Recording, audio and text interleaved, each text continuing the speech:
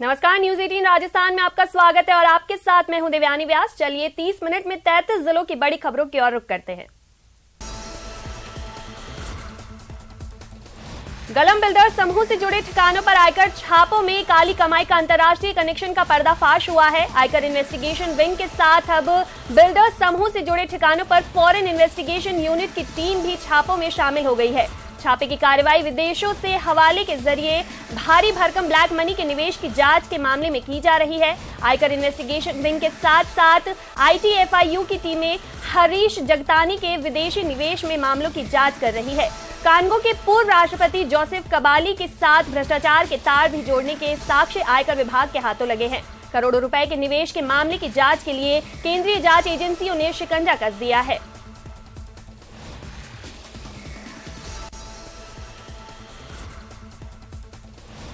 Builder समूह पर आयकर छापे में अब तक की सबसे बड़ी खबर सामने आ रही है। आयकर विभाग ने अफ्रीकी देश कांगो की सरकार के मुख्य सलाहकार रहे हरीश जगतानी को दबोच लिया है। आयकर विभाग की टीमों ने हरीश जगतानी को दिल्ली के निजी होटल से पकड़ा। जगतानी कांगो के प्रतिनिधि दल के साथ भारत आया था।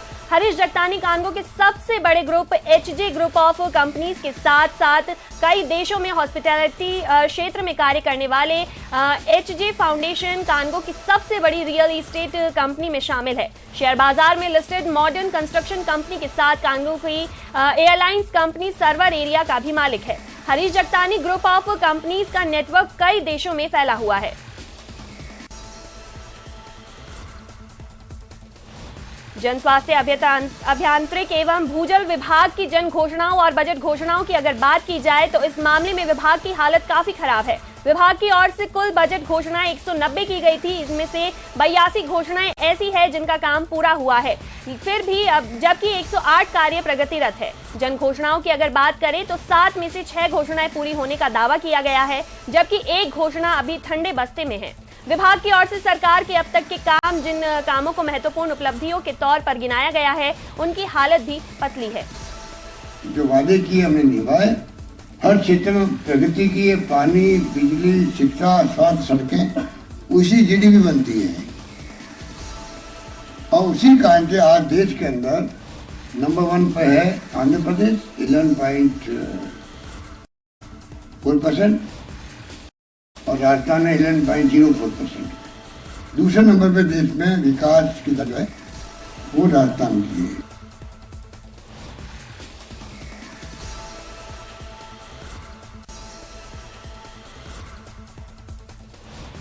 सरकार के निजी विद्यालय विरुद्ध Rajasthan private education institution regulatory authority नियमों और बिल 2023 के प्रस्तावित प्रासंगिक नियमों और शिक्षा विभाग द्वारा जारी RTE में गैर कानूनी प्रवेश प्रक्रिया को लेकर राजस्थान में करीब 25 जिलों में स्कूल संचालकों एवं प्रोग्रेसिव स्कूल एसोसिएशन ने प्रेस कॉन्फ्रेंस कर विरोध दर्ज कराया।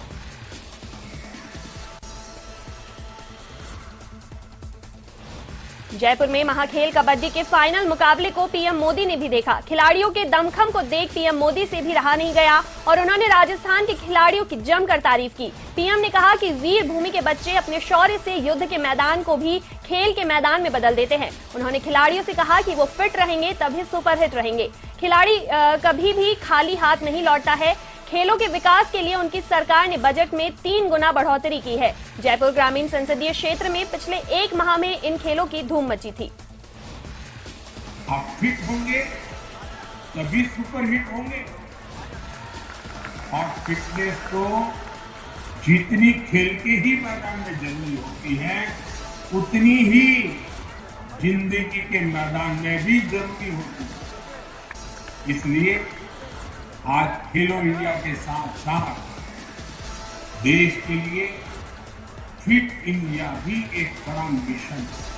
तो मैं चाहता था कि ये खेल का कार्यक्रम हो, इससे बहुत सफलता मिलती है।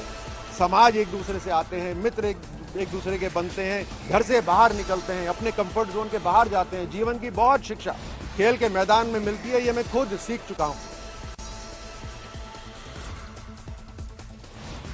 वहीं अलवर के मन्नी का बड़ स्थित स्वतंत्रता सेनानी श्री छोटू सिंह आर्य धर्मार्थ हॉस्पिटल की ओर से 138वां निःशुल्क चिकित्सा एवं जांच शिविर लगाया गया। शिविर में आए मरीजों में डॉक्टरों से चिकित्सा एवं परामर्श लिया गया। आर्य कन्या विद्यालय समिति के मंत्री ने बताया कि प्रत्येक माह के प्रथम रविवार को हॉस्पिटल द्वारा निःशुल्क चिकित्सा एवं जांच शिविर लगाया जाता है, जिसमें फिजिशियन, डॉक्टर्स, होम्योपैथी डॉक्टर द्वारा मरीजों की जांच कर उन्हें निःशुल्क दवाइयां दी जा रही है। वहीं मरीजों की बीपी और शुगर की जांच भी निःशुल्क की जा रही है। श्री छोटू सिंह आर्य धर्मार्थ हॉस्पिटल में आज 138वां निःशुल्क चिकित्सा एवं जांच शिविर यहाँ पर लगाया जा रहा है। हर महीने यहाँ पर एक निःशुल्क चिकित्सा एवं जांच शिविर होता है।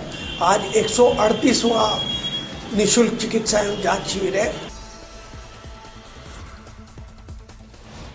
भारतीय जनता पार्टी बांसवाड़ा जिला कार्य समिति की बैठक भारतीय जनता पार्टी कार्यालय में आयोजित हुई। प्रदेश महामंत्री सुशील कटारा के मुख्य आतिथ्य में और जिला अध्यक्ष गोविंद सिंह राव की अध्यक्षता में बैठक आयोजित हुई।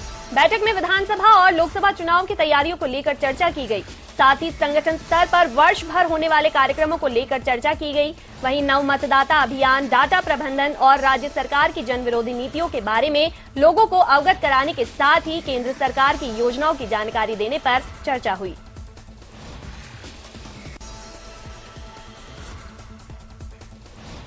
बारां जिले में सड़क दुर्घटनाओं को रोकने के लिए पुलिस महकमे को संसाधनों की कमी से जूझना पड़ रहा है। पुलिस मुख्यालयों में हाल ही में भेजी गई इंटरसेप्टर गाड़ी 1,68,000 किलोमीटर चलने से कंडम हालत में है। स्पीड डिटेक्शन मशीन रेस्पॉन्स नहीं कर रही है। रेडिएटर खराब होने से एक स्टार्ट तक नहीं हो पा रही है। ऐसे में तेज रफ्तार और नियमों की अवहेलना करके चलने वाले वाहनों पर कार्रवाई में तकनीकी सहायता नहीं मिल पा रही है। साथ ही नई मशीन के लिए डिमांड मुख्यालय को भेजी थी। नई इंटरसेप्टर भी खस्ता हाल है।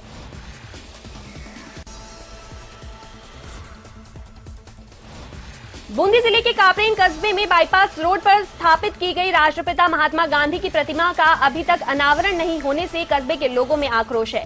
राष्ट्रपिता महात्मा गांधी की प्रतिमा स्थापित करने के संबंध में कस्बे के लोगों का कहना है कि उक्त बाईपास रोड पर भगवान परशुराम और वीर शिरोमणि महाराणा प्रताप की प्रतिमा लगनी थी, लेकिन भारत जोड़ो यात्रा से निकले कांग्रेसी नेता राहुल गांधी को खुश करने के लिए नगरपालिका चेयरमैन ने आनन फानन में बगैर प्रशासन की स्वीकृति के राष्ट्रपिता महात्मा गांधी की प्रतिमा स्थापित कर दी थी, जिसका अब तक अनावरण नहीं हुआ है।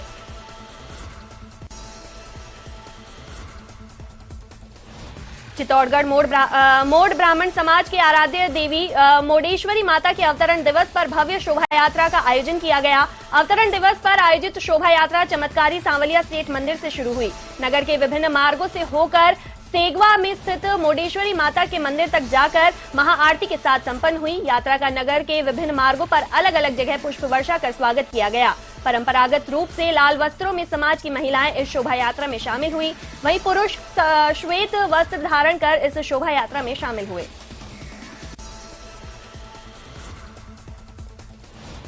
12 फरवरी को नरेंद्र मोदी दौसा दौरे पर आ रहे हैं। इस दौरान पीएम मोदी दौसा में जनसभा को भी संबोधित करेंगे, लेकिन अब जनसभा का स्थल बदल गया है। पहले दौसा के नांगल प्यारी वास में जनसभा के लिए डोम लगाकर तैयारियां की जा रही थी, लेकिन अब सभा स्थल को बदला गया है और अब धनावड़ रेस्ट हाउस में सभा स्थल बनाने की तैयारियां शुरू कर दी गई है।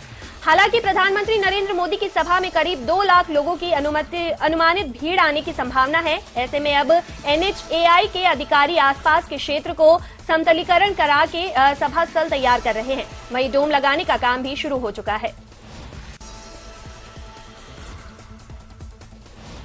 राज्य सरकार के बजट से पहले दौसा में RPSC शिक्षक फोरम की बैठक का आयोजन किया गया और इस बैठक में शिक्षकों ने सरकार के समक्ष आने की डिमांड रखी है। साथ ही चेतावनी दी है कि यदि शिक्षकों की मांगे पूरी नहीं हुई तो इस माह के अंत में जयपुर में शिक्षकों द्वारा बड़ा आंदोलन किया जाएगा। इस दौरान RPSC शिक्षक फार्म से जुड़े शिक्षकों ने कहा कि जिला शिक्षा अधिकारियों के पदों को सीधा भर्ती के माध्यम से भरा जाए, साथ ही प्रबंधकों एवं शिक्षकों की वेतन विसंगतियां दूर की जाए।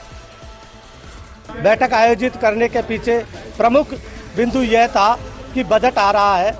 बजट को हम देखेंगे।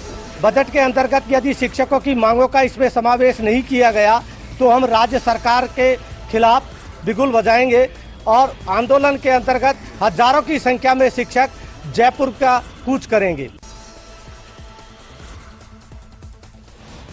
डूंगरपुर जिले में रामसागड़ा थाना क्षेत्र में गामड़ी में एक तेज रफ्तार कार ने सड़क किनारे खड़े 4 युवकों को टक्कर मार दी। हादसे में गंभीर घायल 4 युवकों को डूंगरपुर हॉस्पिटल में भर्ती कराया गया। इलाज के दौरान एक युवक की मौत हो गई, जबकि 2 युवकों की हालत गंभीर होने पर उन्हें उदयपुर के लिए रेफर किया गया। रामसागड़ा थाना पुलिस ने लक्ष्मण की रिपोर्ट पर इको कार चालक के खिलाफ एक्सीडेंट का केस दर्ज कर जांच शुरू कर दी है। वहीं पुलिस ने शव का पोस्टमार्टम करवाकर शव परिजनों को सौंप दिया।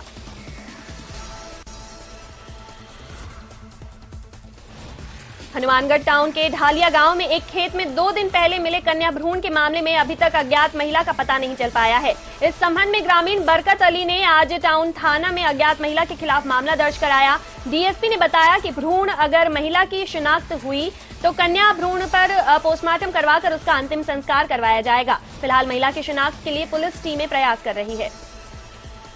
परसों दिनांक 3 तारीख को थाने पे सूचना आई तो बरकत अली नाम के व्यक्ति ने सूचना दी कि मेरे खेत के पास में एक भ्रूण पड़ा है। पुलिस मौके पे गई और उस भ्रूण को लाके हॉस्पिटल में मोर्चरी में रखवा दिया है। कन्या भ्रूण है, तो अभी उसके तलाश की जा रही है, नहीं तो पता नहीं चलने पर फिर बाद में इसका पोस्टमार्टम करवा के जो आगे कार्रवाई की जाएगी। वहीं हनुमानगढ़ में घर पर फांसी के फंदे पर लटकी विवाहिता मिली, जिसके बाद मृतका के पिता ने महिला थाना में दहेज हत्या का मुकदमा दर्ज करवाया है। बता दें कि मृतका के पिता ने आरोप लगाया है कि उसकी बेटी और दामाद की संपत्ति हड़पने के लिए उसके जेठ और जेठानी तंग परेशान करते थे और उन्होंने उसकी पुत्री का हत्या कर शव को फंदे पर लटका दिया। इस मामले की जांच कर रहे डीएसपी हनुमानगढ़ ने मृतका के शव का मेडिकल बोर्ड से पोस्टमार्टम करवाकर शव परिजनों को सौंपा।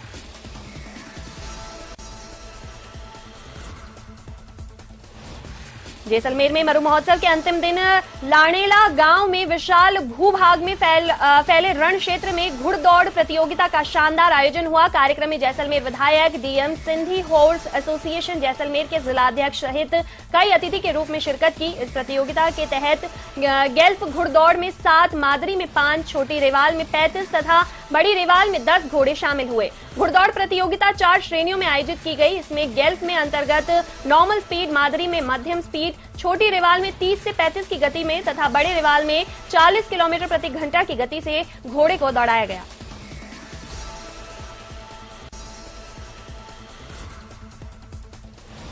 झुंझुनू की कोतवाली थाना में नेक्स एवरग्रीन कंपनी के खिलाफ धोखाधड़ी का मामला दर्ज हुआ है। झुंझुनू के 18 लोगों ने कंपनी एमडी, एजेंट और अन्य के खिलाफ 1 करोड़ 67 लाख रुपए की ठगी के मामला दर्ज कराया है। ठगी के शिकार हुए अधिकांश लोग सैनिक और किसान परिवार के हैं। कंपनी के बंद होने से कई निवेशकर्ता सदमे में आ गए हैं। झुंझुनू में एजेंट ऑफिस की ताला लगाकर फरार हो चुका है। निवेशकर्ता एजेंट से संपर्क के लिए झुंझुनू के कंपनी ऑफिस गए, मगर ऑफिस पर ताला लगा मिला। इसके बाद निवेशकर्ताओं की ओर से कंपनी एमडी और एजेंट के खिलाफ रिपोर्ट दर्ज की गई। झुंझुनू शहर उसके आसपास के गाँव करीबन 18 पीड़ित व्यक्ति है। उन्हें थाना कोतवाली झुंझुनू पर प्रकरण दर्ज करवाया कि नेक्सा एवरग्रीन प्राइवेट कंपनी बुलेरा में जमीन देने व दुगना मुनाफा देने का जिन्होंने झांसा दिया, जिस पर इन सभी पीड़ितों से उक्त कंपनी के आरोपी रणवीर विजानिया वगैरह 12 जो आरोपी गण हैं, इन्होंने इनसे करीब 2.25 करोड़ रुपए ठग लिए हैं और कंपनी के ऑफिस और आरोपीगण सभी बंद कर आरोपीगण सभी फरार हो गए हैं। वहीं झुंझुनू की सिंघाना पंचायत समिति के माकड़ो ग्राम पंचायत में सीसी सड़क निर्माण कार्य में फर्जीवाड़े का मामला सामने आया है। माकड़ो में अशोक डागर ने एक आरटीई से मांगी गई सूचना के बाद बीडीओ को शिकायत पत्र देकर बिना सड़क बनाए ही 5 लाख रुपए की राशि का भुगतान उठाने का आरोप लगाया है। आरोप ये भी है कि उसी सड़क की दोबारा स्वीकृति जारी कर 40% भुगतान उठा लिया गया, जबकि साल भर बीतने के बाद भी कोई काम नहीं हुआ। बीडीओ ने कमेटी गठित कर मामले की जांच कर रिपोर्ट सौंपी।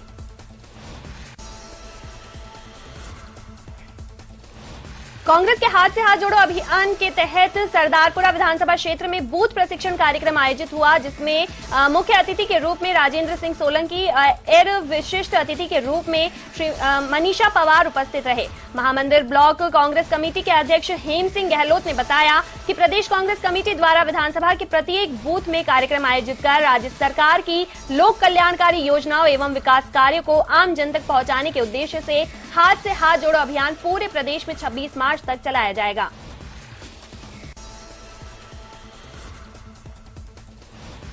करौली जिला मुख्यालय स्थिति मेला मैदान में रियासतकालीन शिवरात्रि पशु मेले का ध्वजारोहण के साथ शुभारंभ हो गया है। करौली जिला कलेक्टर अंकित कुमार सिंह, अतिरिक्त निदेशक पशुपालन विभाग नागेश चौधरी, संयुक्त निदेशक गंगा सहाय मीणा के विधिवत मंत्रोच्चारण के साथ पूजा अर्चना कर ध्वजारोहण किया और 8 दिन तक चलने वाले पशु मेले का शुभारंभ हुआ। जिला कलेक्टर ने पशुपालन विभाग के लिक्विड नाइट्रोजन साइलो पिट का फीता काट कर शुभारंभ किया। नीति आयोग के सहयोग से 22,20,000 रुपए की लागत से लिक्विड नाइट्रोजन साइलो पिट का निर्माण हुआ है। करौली जिले में जो ऐतिहासिक पशु मेला होता है उसका शुभारंभ किया गया है। आपने सही कहा कि जिस प्रकार से हम देख रहे हैं कि कंटिन्यूस ईयर बाय ईयर जो है रजिस्ट्रेशन कम हो रहा है। इस बार ऊँटों का तो 100 से ऊपर हुआ है, परंतु बैल काफी कम मात्रा में है। तो मैंने यही रिक्वेस्ट करी है कि हम लोग इसको जरूर चेक कराएं कि क्या ऐसी क्या सुविधाएं हैं जो हम यहाँ पे पशुपालकों को दे सकते हैं।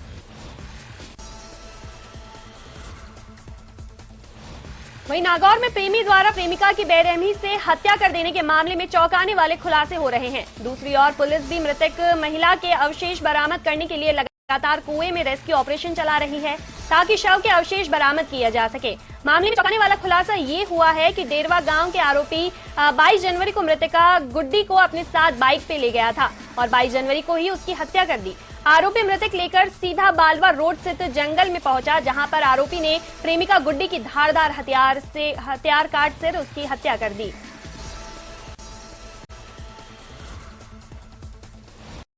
राजसमंद जिले की एक छात्रा ने देश भर में जिले का नाम रोशन किया है। बीएन गर्ल्स कॉलेज की कैडेट सुमित्रा राजपुरोहित का दिल्ली में आयोजित गणतंत्र दिवस परेड में भाग लेकर कॉलेज लौटने पर भव्य स्वागत किया गया। सुमित्रा राजपुरोहित ने 80 दिन की चयन प्रक्रिया पार कर 1 से 31 जनवरी तक आयोजित गणतंत्र दिवस आयोजन में समूह नृत्य, समूह गान में राजस्थान डायरेक्टरेट का प्रतिनिधित्व किया।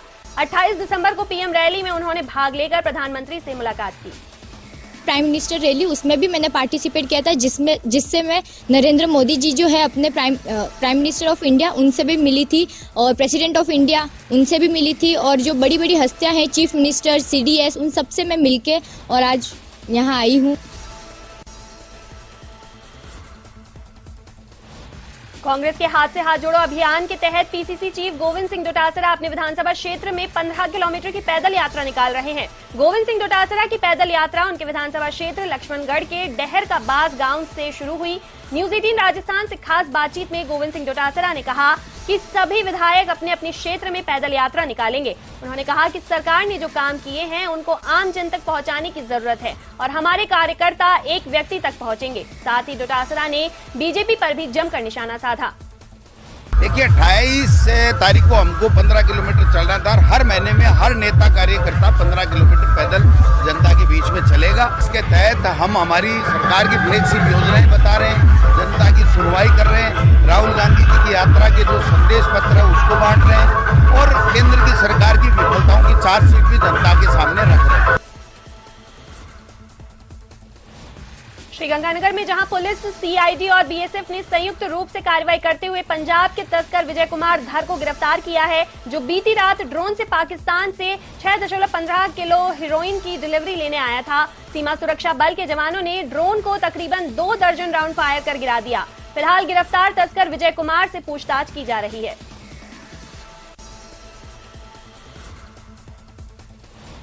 श्रीगंगानगर के सादुल शहर विधानसभा क्षेत्र के गांव चकसूनेवाला और बुधरवाली में विधायक एडवोकेट जगदीश जांगीड़ के द्वारा हाथ से हाथ जोड़ो अभियान के तहत जनसंपर्क किया गया।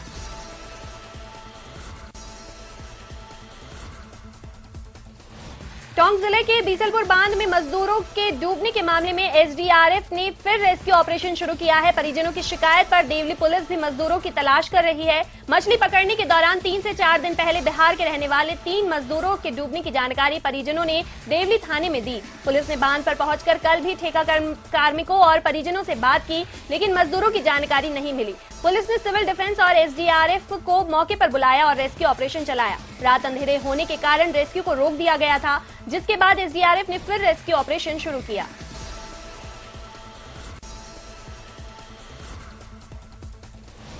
उदयपुर में एक बुजुर्ग कुएं में गिर गया। रात के समय कुएं में रहे बुजुर्ग को सुबह लोगों ने जिंदा बाहर निकाला। तीतरड़ी चौराहे के समीप की ये घटना है। बताया जा रहा है कि कुएं में पानी में कचरा भरा होने के चलते बुजुर्ग कुएं में नहीं डूबा।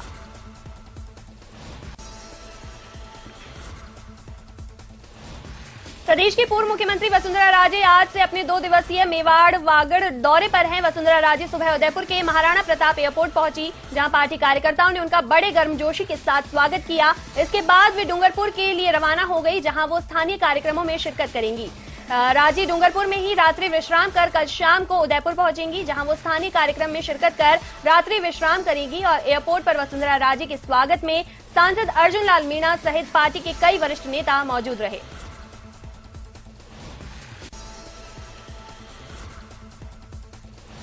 भरतपुर के महारानी श्री जया महाविद्यालय के छात्र संघ कार्यालय का उद्घाटन किया गया, जिसमें मुख्य अतिथि बीजेपी प्रदेश अध्यक्ष सतीश पूनिया रहे। महाविद्यालय में छात्र संघ अध्यक्ष पवन चिक्साना ने बीजेपी प्रदेश अध्यक्ष सतीश पूनिया का स्वागत किया। छात्र संघ कार्यालय उद्घाटन के दौरान बीजेपी जिला अध्यक्ष ऋषि बंसल सहित अन्य बीजेपी नेता मौजूद रहे। लंबे समय से छात्रों द्वारा छात्र संघ कार्यालय के उद्घाटन की मांग की जा रही थी, लेकिन कॉलेज प्रशासन द्वारा अनुमति नहीं दी गई और उसके बाद कई बार छात्रों ने प्रदर्शन किया और आखिर ये कार्यक्रम तय किया गया।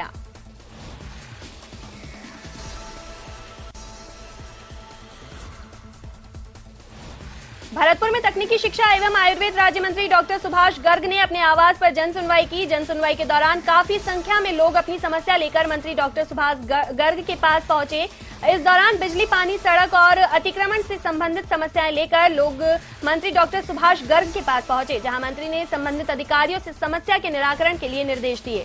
समस्याओं का मौके पर ही समाधान कराया गया और अन्य समस्याओं के समाधान के लिए अधिकारियों को निर्देशित किया गया।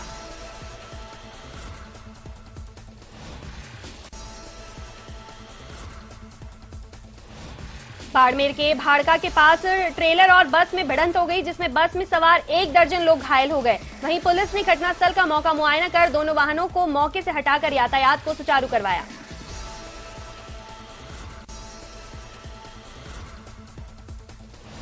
बीकानेर में अब अंतर्राष्ट्रीय अपराध भी सक्रिय हो गया है। नापासर लूट मामले में एसपी योगेश यादव ने प्रेस वार्ता की, जिसमें उन्होंने बताया कि 3 विदेश नागरिकों की गिरफ्तार किया गया है, जिनके पास से कुछ ड्रग और 10 लाख की विदेशी करेंसी जब्त की गई है। तीनों ईरान के नागरिक हैं और करीब 6 महीने से देश में रह रहे थे। साथ ही एसपी ने बताया कि आरोपियों के पास से 4 पुराने नोट और नंबर प्लेट सहित पासपोर्ट भी बरामद किए गए हैं।